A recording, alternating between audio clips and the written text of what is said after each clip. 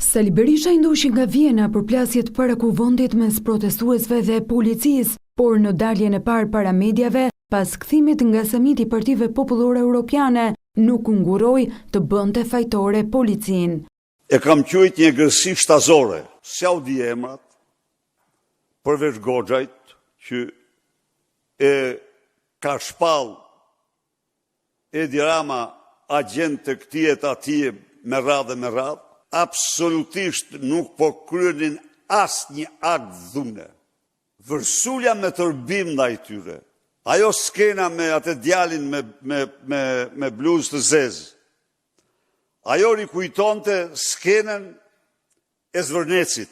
Ai thotë se protesta po synohet të delegjitimohet ndërkombëtarisht nga kryeministri Edi Rama. Ka shpërnda me qindra dhe mira mesazhe në të gjithë elitën europiane,